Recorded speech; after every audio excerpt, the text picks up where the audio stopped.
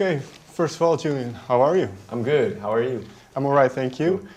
Before we talk about the music that you're making now, I like to take a trip back. What was the first record you ever bought?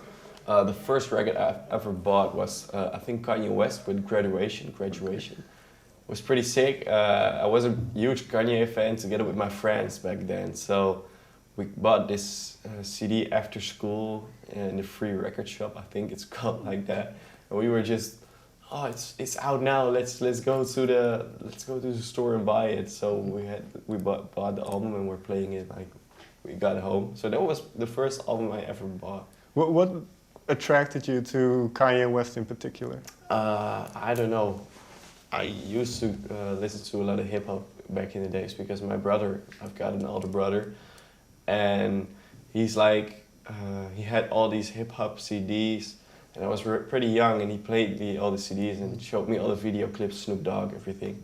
So I was, I loved it. I was like, I don't like to say that I grew up with it, but my brother used to like teach me all these new songs. So that's how I discovered Kanye. Was this your first? Is this where your interest in music began? Well, I don't think it started my interest in the electronic music, what I'm doing right now. But Kanye had some really good like electronic beats, especially for a rapper. He had these pretty original tracks and pretty electronic music influenced music. So he definitely started to give me love the electronic beats, and he introduced me to the electronic music. At what point then did electronic music take the upper end? When did it take over your interest? I think when I discovered the Prodigy, they were like the pioneers in the electronic music for me, and I had this CD also from my brother, and I was playing it every time in my own room.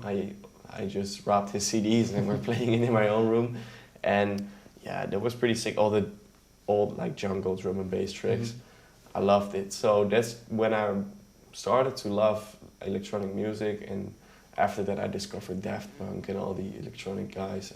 And was it around this time that you also started making it yourself? Well, at that time I was just listening to it, and when I turned like 12, I bought my first CD players. At that time I was like really into the DJ scene, like bingo players were pretty big then. So I was just a huge bingo players fan, and the Nope is Dope sound, it was big. It was big then. Dirty House from Fado Gonzalez was also pretty big. So I just started with listening to these DJs, and they were pretty big in Holland. Though I was playing on my own CDJs. I bought them when I was 12. So yeah, I started making music when I was like 14 years old, because I thought, pretty dumb, but I thought DJs made their music on their CDJs first when I was 12. So yeah, I was like, how do I make music? And then after a few months, my dad came with this software called Fruity Loops, FL Studio.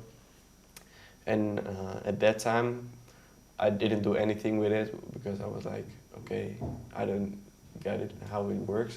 So when I was 14, I opened the software and I was like, oh, this looks pretty cool. And I was just doing it every day. And since then, I just really started as seriously to make music, like with a serious mind. Was there maybe one moment or a song even that made you believe, well, I can do this, I can be a professional musician? Oh, well, it's pretty strange, but every time I just finished something, also when I listen back, it sounds like shit, but back then I was like, oh, I make my own stuff, this is awesome. And I was not really looking like I'm going to be a big producer or I'm going to be a big DJ. I was just happy that I made my own songs. So it was just cool for me to show them to my friends and maybe to play it in a club in my hometown. I used to live in a small city, so I didn't have like the vision of I'm going to be a big DJ, blah, blah, blah.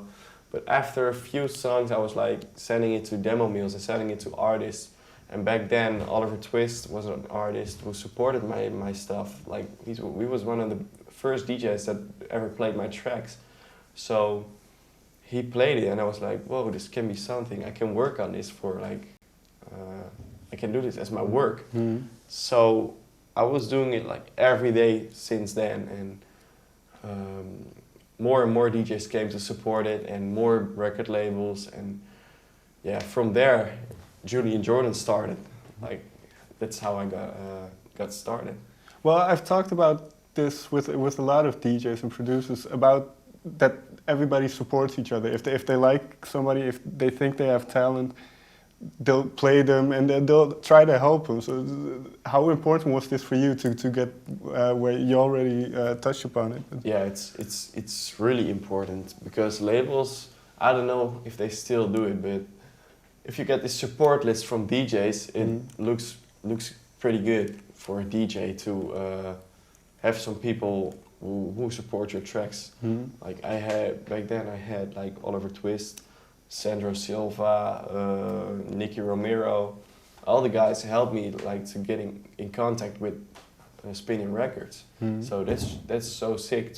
It's also a good feeling when you see a clip on YouTube from the DJ you set your track to when he's playing it, or in his podcast. It's so sick. I think it's pretty good that they help young people out, and I've tried my best to do the same.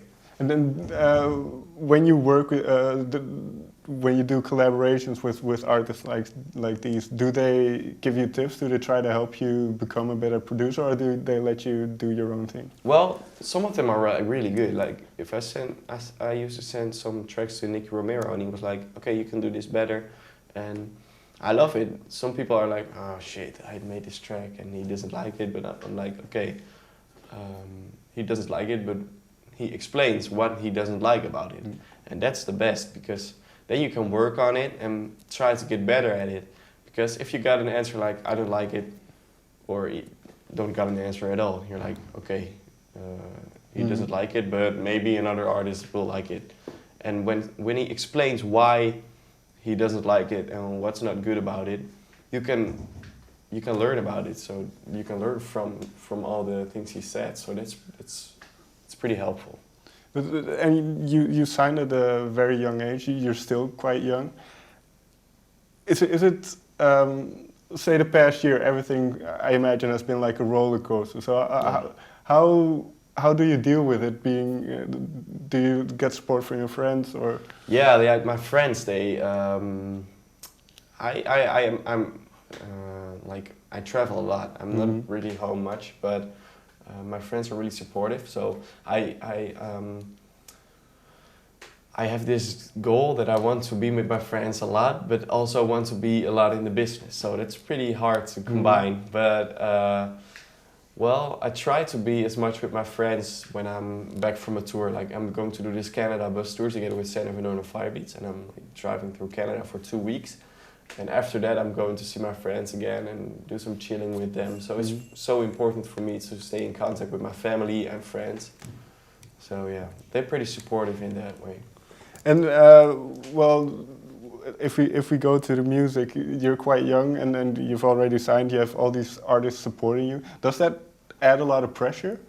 Well, sometimes it's like I've got these 3 tracks ready right now, so I'm good till March with new tracks.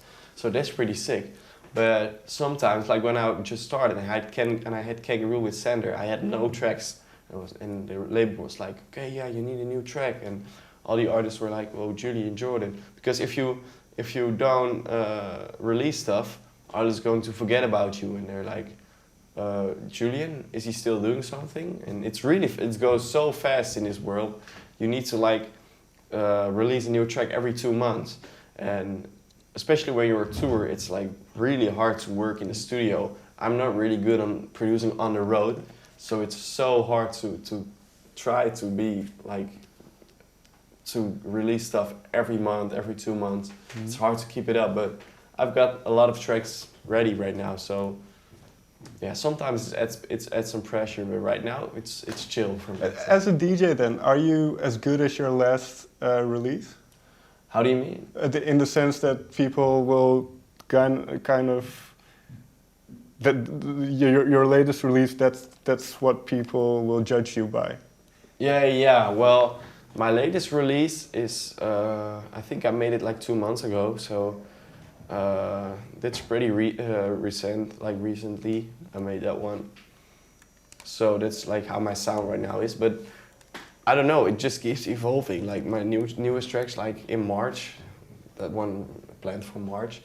It sounds like much bigger. Not really like it's better, but it's just the mix down is like another level, and I think the one after that one is just another level. It changes every day, and it's only evolving. I think it's every DJ has this, because when I listen to a track from 6 months back, I'm like, wow, how could I do this? But I think it's just normal, or just regular for someone to have this problem.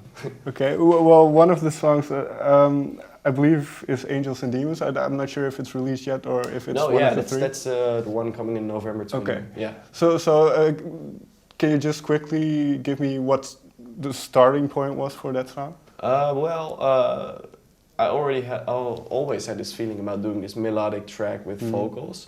So I know these songwriters and singers who I emailed, and they were like, "Oh, cool, yeah, we want to work on a track with you." And I was like, "Cool." So I sent them this track called Angels and Demons. I made it in an hour, I think. Not really the whole track, but just the idea. And I was like, "Okay, I need to have something cool." And I made this melody, and they were like, "Okay, we dig it so much. We want to work on it, and we want to write our vocals on it." So I sent them the little piece, and I think after one day I got this whole vocals, all the vocals, and I was like, okay, I'm going to work on it. And I worked on it for a week, and then I finished it. The final version of Angels and Demons, I finished it, I think, 2 weeks ago. Okay. So it's pretty sick. And well, you mentioned it already, but there are vocals on it. Would you say important to have vocals on your song if you want to get radio airplay or substantial radio airplay? No, I don't think that's really important. It's just I don't know. A lot of people just love vocals. Like my friends are like, okay, if it doesn't have vocals, it's going to be boring. So I think every set needs this track with vocals, because people can sing along with it, or just are like, oh, okay, cool, think about it. But I don't think, because if you look at Animals from Martin, it doesn't have any vocals. Yeah, one little vocal, but I'm like, yeah, I don't think it's really important to have any vocals on the track right now to have it on the radio, but it sure will help to get a lot of people like it because of the vocals. They don't even have to like the track, but if they like the melody of the vocals, then you've got already people that like it. Julian, thank you very much for your time. Thank you for having me. Cool.